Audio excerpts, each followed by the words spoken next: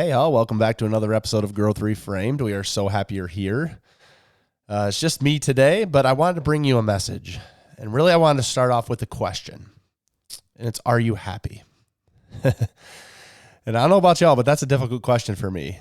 It's like, well, things are going pretty well. Other than this, and this, we always can look for the things that are not really going our way.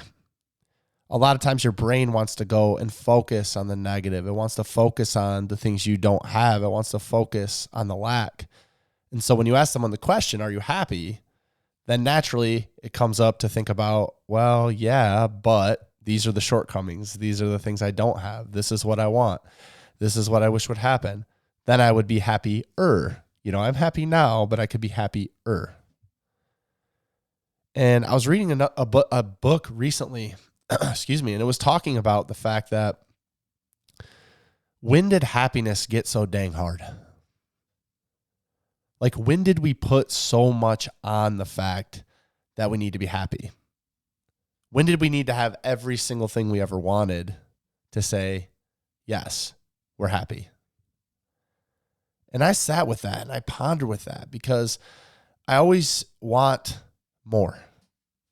I always want for more. I always say I want to strive for more. I'm big on goals and I want to set goals and set big goals and reach those goals.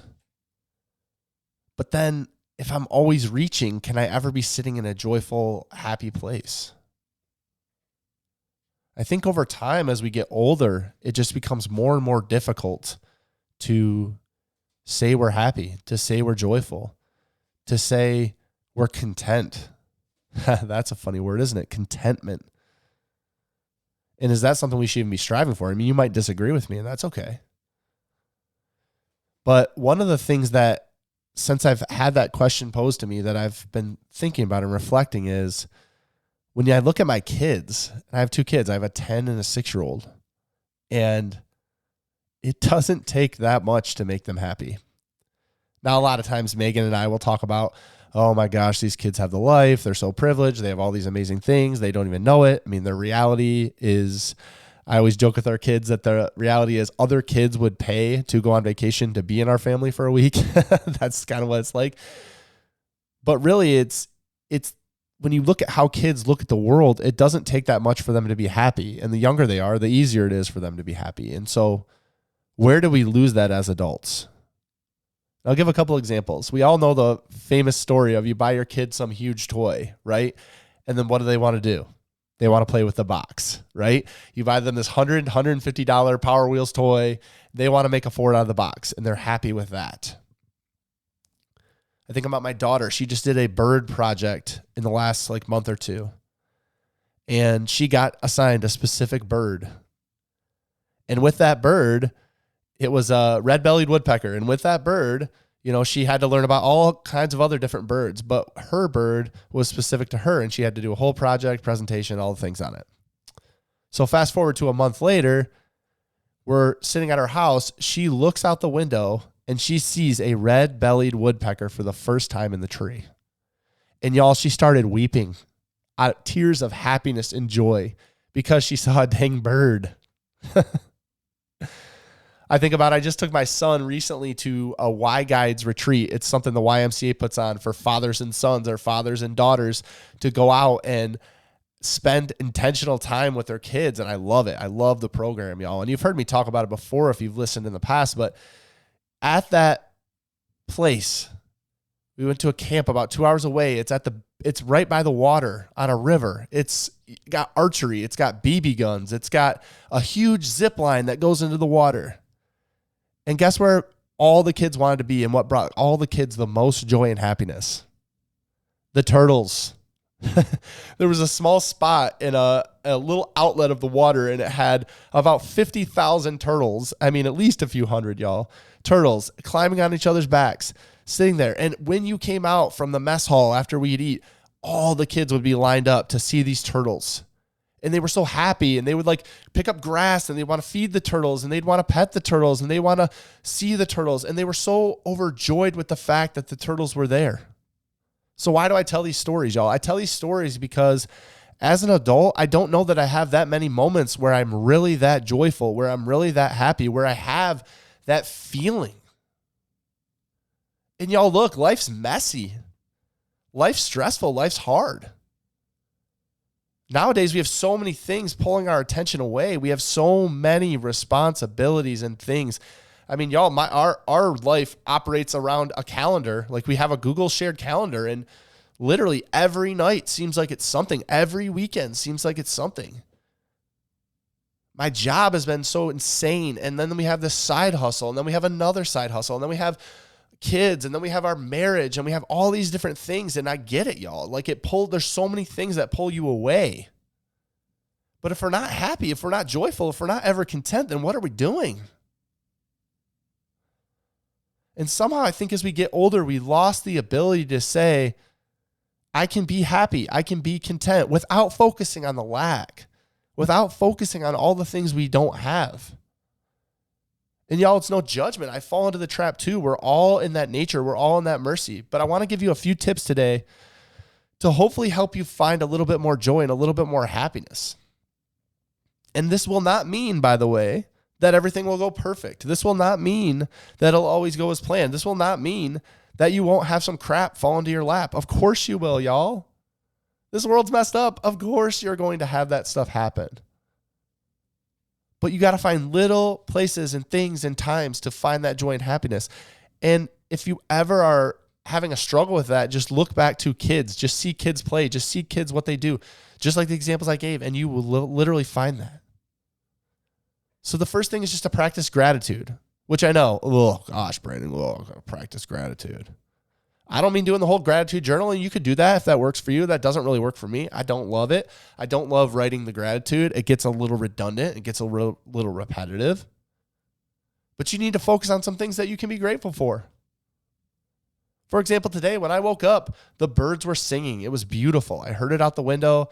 It brought joy to my heart. It did bring me some happiness. It's rained the last few days, and today it's going to be sunny, so I'm thankful for that. I'm recording this right now so that this evening I can go hang out with my wife. We can do fun things. We can actually reclaim our time and have time together as a married couple. Hopefully we'll get some time outside. I woke up today, and y'all, as cliche as this sounds, I had air in my lungs. My heart is beating. I'm healthy. I have a job to go to. I have a beautiful wife. I have kids. I have those things. I have some dogs that I love, crazy dogs. These are things a lot of times, y'all, we take for granted. You're like, well, yeah, of course you're thankful for that. Well, yeah, but like, are you really grateful and thankful for those things? Are you giving grace and being grateful for those things that you already have? Or are you just focusing on the lack? Are you just like, oh, I got to go to work today. Oh man, I got to go to this thing, and I really don't want to. So focusing on gratitude and things you can be grateful for is a great way to be more intentional, to be more happy, to find more happiness in the simple moments.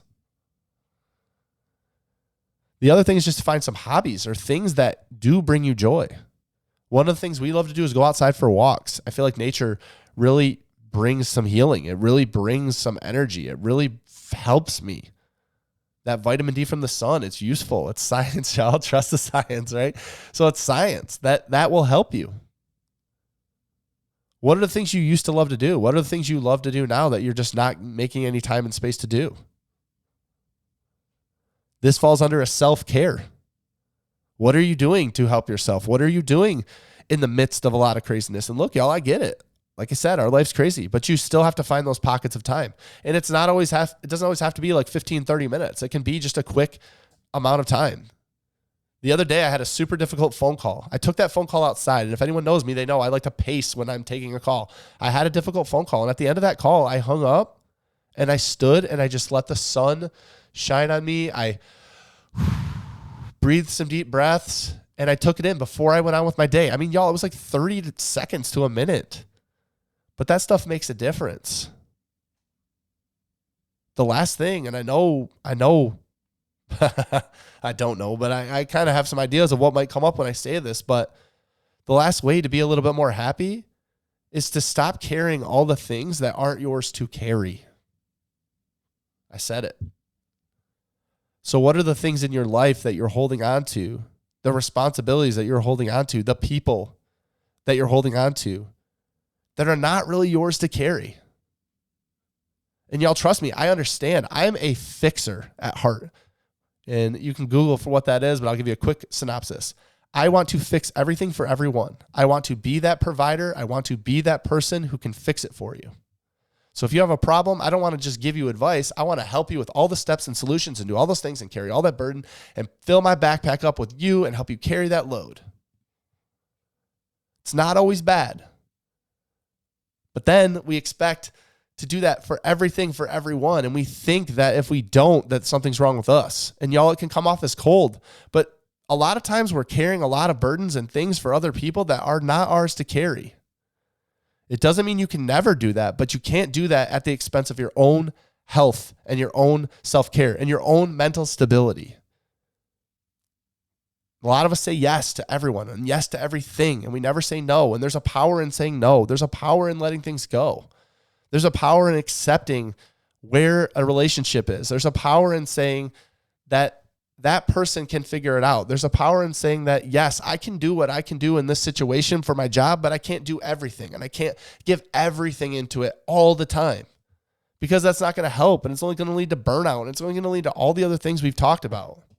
We have a million episodes about these things. So my question to you to really sit with and think about is, if you're not feeling happy, if you're not feeling joyful, what are you carrying and what are you holding that's not yours to carry? We have enough stress without help. Our bags are already full enough without adding more bricks of other people's problems and things. Again, I believe in community. I believe in helping people, but not always and not all the time. You can give yourself a break. You can say, this isn't mine to carry. You can say no. Y'all, this world, like I said, is stressful. There's a lot of worries and things. But I look to my kids and I say, man, why are we making happiness so freaking hard? Why are we tying so many parameters and expectations and things and saying, if only, then I'd be happy. If only, then I'd be content. It's a lie, y'all. I know a lot of people don't like to hear it, but happiness is a choice. How you're showing up each day is a choice. That doesn't mean that the things that happen to you are a choice that you made, by the way. That means that regardless of the things that are in front of you, you can find happiness and joy and peace by trying some of these simple things. And hopefully you find yourself in a better place, a more happy place. Because y'all, I've sat with it. I don't want happiness to feel so dang hard, but it seems like it is the older I get. But when I try to be more intentional, when I try to have more gratitude, when I try to have some self-care, when I try to stop carrying the burdens of the world on my back that are not mine to carry, I feel a little bit lighter. I feel a little bit more able to find that happiness and joy in the everyday moments.